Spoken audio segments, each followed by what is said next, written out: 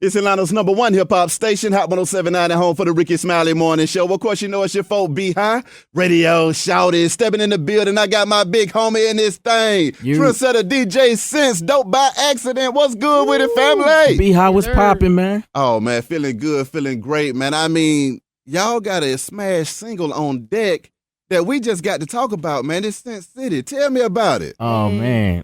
Sense City, magic chemistry. Going back, you know, I ran into Jazzy dope by accident. She was writing some joints for my album, and the chemistry was crazy. My man Canny came in the room. We did one track. I had the special record, the special beat that I held for 2 years, and I was, you know, the chemistry was so crazy when we was working on my album that I was like, you know what, I think she gonna work for this. Ooh. And I was holding this beat out. I wouldn't play it for nobody. I just knew it was something special. And then just what she did to that song, man, this girl right here is so special, man. She's so talented. And I was like, you know what? I'm going to try it out with this beat. And she just did it. She did that song in like 15 minutes. Ooh. And then my man Don Cannon walked in. He was like, yo, no, that's her record. Put that record out with her. And then the rest is history. Yep. I mean, talk to me, dope by accident. I mean, how did you meet up with the trendsetter over here, man? Man, it's so funny, man. Monica. Yeah. Monica, like, I think is like the person who put all of us together, and she's like, she helped all of our careers out. Yeah. Because thanks to Polow Da Don, who's my manager, he got me on the Monica project. It's Cold Red, and I did like 6 songs on it. Ooh. So at the listening session, Yeah. he was there, and it was like, yo, this is the girl who wrote on Monica's Cold Red album. Shout out my man Mario. Yo, shout out to Rio and Melinda for you know what I'm saying, showing me love with that also. And I met him for a minute. It was probably like for a little brief. Yeah, it was real quick. Very quick. It was very quick, but it was like, what's up? How you doing? Yeah, she the writer. Oh, that's what's up. And then let's get up with each other. And then I met him at 12 Studio. And then he told me about he was going to work on the Janelle Monáe project. Yup. And then that was it. And then like, it was like, I think he saw something in me and that I saw in me. Like, you know what I'm saying? Like, it's just the light, you know? Yeah. Pretty much I just feel like he just saw it and I saw it too. And I needed somebody who could help me, you know, especially a DJ that's been in the game for a minute, man, and that's a legend out here. Sure enough. So yeah. How do you feel about the transition going from writing to being in front of that camera, man? Ooh, Tell me about it. man, you know, like writing, you make your money. You get bread. Like, I feel like artists are broke, man. I really feel like that. Yeah. So it's not about the money per se when it comes to this artist shit stuff. Yeah, you good. This artist vibe. But I feel like the transition is easy. It's just, you know, Polow always told me you lose a lot of money trying to be an artist. You know what I'm saying? Like you lose your money trying to be an artist. So you know, transitioning from, you know, sacrificing a lot of things for your artistry, you know, just because you just feel like some people can't deliver your sound the way you can. So let's just put this out for the love of music, for the love of the people. You know what I'm saying? So, you know, it's really, really just about the love of music and the love of where you want to see, where I want to see R&B go, and where I want to see females in R&B. Like, you ain't got to be all girly to really be popping. Like, you can be who you want, thanks to like the Dej and the Kalanis and the Tinks. Like, all of these women are playing a major part in just being who you are, man. So it's just making it easy. I can definitely dig it. Now, Sense, I mean, coming from that what you know to that like that to this Sense City right here, man. Tell me what that experience has been like for you, man. Because, I mean, you've been dropping smashes back to back to back in this thing, bro. Oh, man, I appreciate that.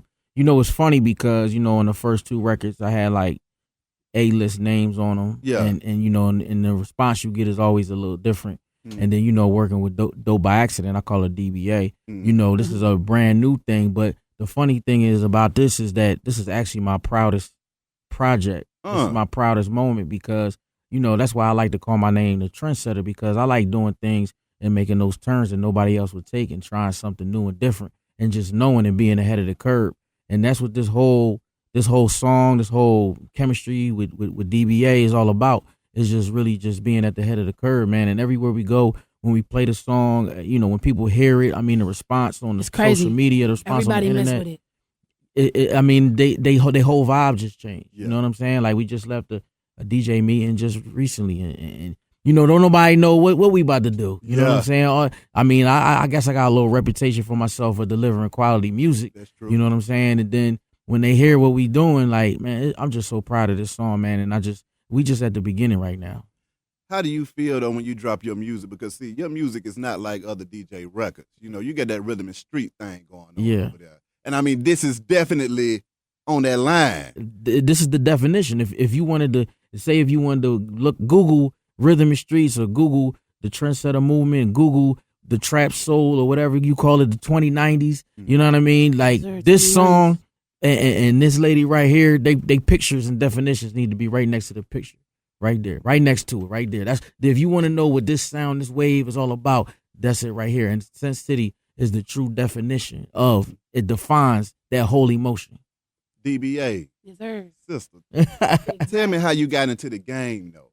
Man, you want the long story or you want like the condensed story? Let them know. Let them know. I mean, I've been doing this, man. I've been doing this stuff for free, writing songs. I'm from Memphis, Tennessee. Okay. So I used to work at Trap House Studios. Big ups to my boy, Lil Larry. Lil Larry. My boy Larry put me on in that thing, boy. I didn't get no money. But damn, I met a lot of people, man. And Lil Larry put me on. And I was like 19 working in that joint with a whole bunch of grown-ass men. Yeah. And they treated me with so much love. So, yeah, man. I just, honestly, I was depressed as hell. I was like, yo, what I'm about to do?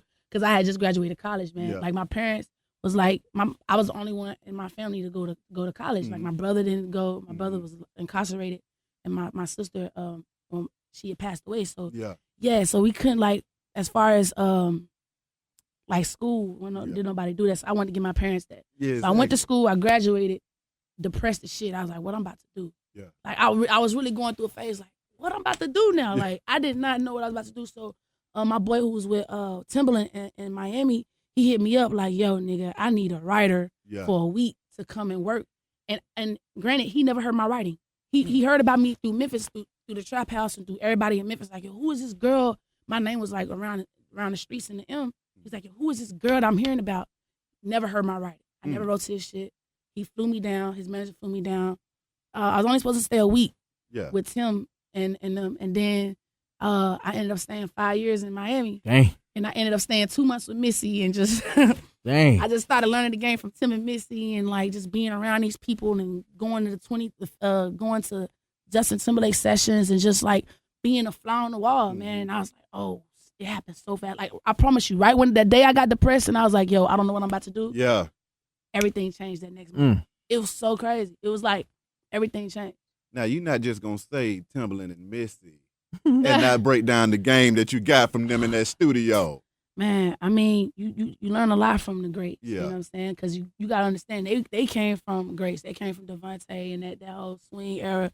So I learned a lot from Tim. I learned a lot from Missy. I learned a lot more from Missy, I think, than Tim. I feel like Missy taught me a lot about being an artist and also about, because, you know, you forget that she was a songwriter. She wrote a lot of smashes. So just knowing what to give people, artists, and what to keep for yourself. Like, I was big on going out and turning up.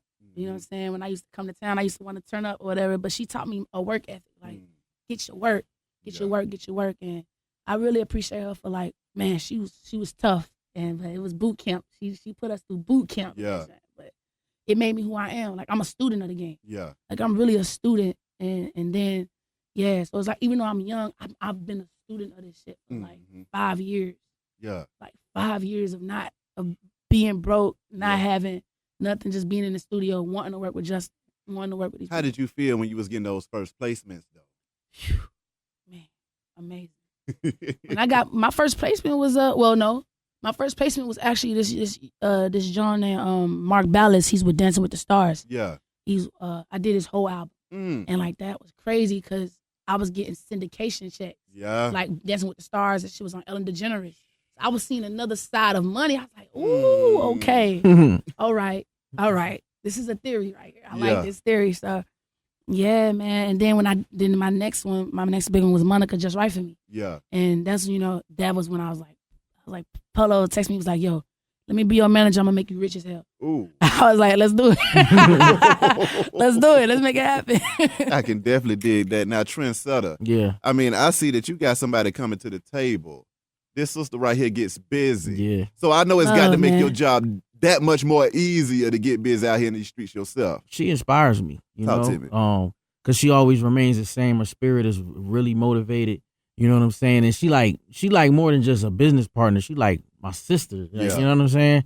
Like we be like now, like we be just talking about everything. Yeah. Play basketball, Yeah. go eat, and all that good stuff. You know what I mean? So it's just more than that, man. You learn a lot outside of music, just just being a friend. You know what I mean? Yeah. So with that being said, and then she shares her experiences with me, and I share my experiences. And the beauty of it is that we have different roles. You know what I'm saying? Like she's amazing when it comes to being in the booth and just coming up with those poetic melodies and stuff. Yeah. I mean, the girl's crazy when it comes to that. You know what I'm saying? And my gifts are playing a DJ role. Like I'm really good at A&R and putting beats together and just making shit hot in the streets. You know what I mean? So it's just a really good match, a really good chemistry, and we just here to just you know what I mean, just keep building and keep growing and just making things hot. Now, I mean, being one of the affiliates and I mean putting the mixtape game just on the national level, especially in the South and in the A. Mm-hmm.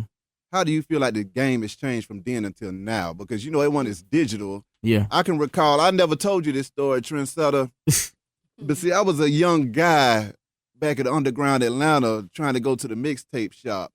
And I remember seeing Trendsetter Sense coming in there with a stack of CDs. For real? Moving them. I ain't know you back then. I was just a young gangster Oh, at underground messing around. But I said, hey, ain't that one of the affiliates right there? You got here. Put this stuff in these stores, man. This must really be real out here. Yeah. From that time to now, man, how do you feel like the game has changed? It's changed a lot. The hustle don't change. But back then, that's when me, Drum, and Cannon, we was really like moving CDs hand by hand. I remember going to Kinko's and making copies of mixtape covers and calling every store in the whole country. It was real tedious, but it's changed now because it's so digital now. Like you don't even gotta really make physical copies. Some people still do, and it still serves a purpose to a certain degree. But now it's just making sure that your relationships and resources are on point online, and you still want to connect with DJs and all that good stuff. But even like financially, it's a little different. Like the mixtape game is more like your demo now. Like a lot of artists kind of take it over, and they made it like they demo, and and it still has a dope purpose, but it's totally different. Like like now artists are making mixtapes without DJ hosts, just doing them themselves. Yeah, you know what I mean. But we the ones who was instrumental in providing that game to them. Yeah, and providing that, but it's still all good. You just got to be wise about it. And that's why I like graduating and taking it on an executive level, like even going from mixtapes to doing DJ records to really executive producing records. Like this dope by accident record. You know what I'm saying? It's still our record, but it's dope by accident record. That's right. You know what I mean? And this is about her brand, and I really like playing that role. Maneuvering, is it easier with the digital stuff now as far as pushing the music and getting it out than it was back then? Or I think hustling wise, it's easier, but then it makes everybody an artist.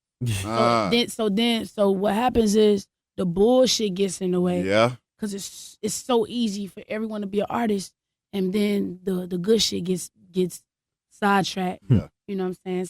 And gets pushed to the back.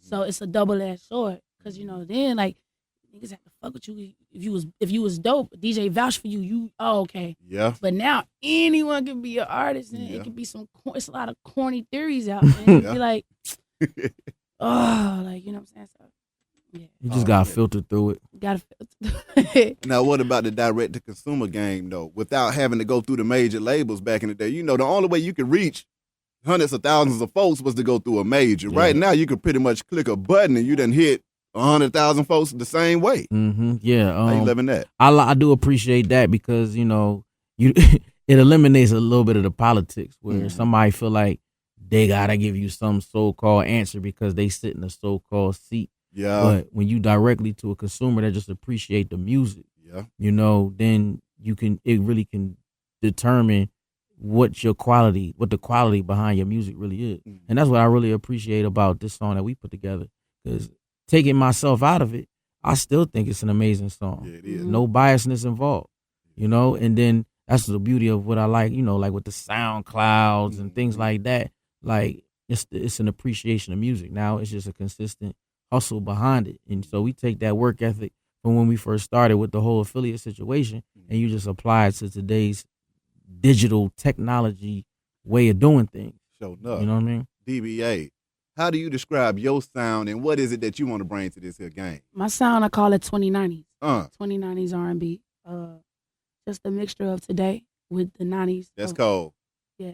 So you got the 2000s and you got the 90s. So Yeah. 2090s R&B, like that's what I associate my shit with. And it's just, it's just exactly that. Like I'm big on melodies, I'm big on harmonies, and I'm big on like swag. Like I feel like you gotta have those three: melodies, harmonies, and swag. Like, and that's what I do. Like, it's not serious to me. I just enjoy good music. You know what I'm saying? Being in the game though, how do y'all preserve the creativity and keeping it fun and the enthusiasm for the game? Because sometimes it can get serious, sometimes it can get dark, sometimes it can get tedious. Yeah. How do y'all maintain that effort and that enthusiasm with everything? Man, it's that love and that passion. And when you just maintain that energy within your spirit, it kind of fights through any of the negative times. You're going to have your valleys, but then, you know, after every valley, it's always a mountain. So, you know, that's just the joyous moment. You know, like like I said, when we was in the studio, like it's just something about that vibe and that energy. And then I'm just hearing, even going back to that song, like I knew it was something special about that beat. And then when I heard her voice on that beat, like it just takes you into it just takes you outside of yourself, man. And you just like, man. And then she adds those melodies, and then the word, and then the stuff she talking about, it's just everything. And then when you get into that zone, you forget about all the BS. Yeah. You know what I'm saying? And then it makes you just keep going. Speaking of that Sin City, I mean, what was it like putting together that visual for that thing? Oh man, that was dope. That was really dope. Jawan Lee, Joe Gotti. Shout out my man Jawan Lee. Be creative. He's on fire right now. He just shot a K Michelle video. He's a Benny Boom protege, and that's like one of my best friends. We went to school together, and we both from Philadelphia. So you know that was the beauty in that too. Working with your friends because he believes in me as a friend. Exactly. So you don't have to go through the business stuff. I mean, he still got to get paid, but but the family. Yeah, he loved the song. Yeah. You know what I'm saying? And he believes in the song. So he put his back into the direction of the video. And it was just a natural, organic situation, man. Like, we called our friends out. Jazzy called her friends out. Dope by Accident called her friends out. And you know what I'm saying? And we just had fun. We just had a lot of fun. Pulled out the old school, drove through the city. That's right. It was all about being in the city. Yeah. You know what I'm saying? The song was called In Your City, but Dope by Accident was like, nah, we calling it Scent City. You know what I'm saying? But that's slick, though. I like that. I like that. How was it for you, though, sis? Man, you know, this isn't like my first time shooting a video. So it was like, I ain't gonna front, like, I'm not really good. I don't think I'm really good with videos. I'm like, yo, I be Aki, but I don't know what to do. But, you know, it was just easy.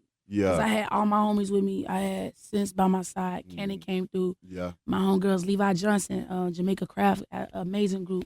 They came and showed me love. And, you know, and Malachi, like the young heads in the game, like they came and showed me love. So it was just good that I had like the city like show me love. Because even though I'm not from Atlanta, it's like, at the end of the day, I feel like y'all my cousins. It's that hospitality. Yeah. You know we got to show that love Already, down here, man. You know, so it's like love, and it's just easy. It doesn't feel like it's forced.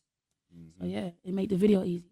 Okay, now how can folks get in contact with y'all though? You know what I'm saying? You can go to that Dope by Accident on Instagram, Dope by Accident on Twitter, Dope by Accident on Facebook, Dope by Accident on Snapchat. It's everything is Dope by Accident. So that's how you find me. Trendsetter Sense on Instagram, DJ Sense Twitter, DJ Sense Snapchat. Yeah. Already. Y'all got anything y'all want to get off y'all chest? I'm in your city. Turn up. Already. Hey man, that's Sense City, man. We just getting started, man. I'm excited. Video coming soon. You know what I mean? Sense City, Sense City, Sense City, Sense City, Sense City. My man. Oh, you already know. DBA. Love. You So much, know, bruh. sis. Appreciate you, So B-High. much. Appreciate y'all coming through this thing. B-High Radio Shout. It's Hot 107.9. Let's go. Zone 4.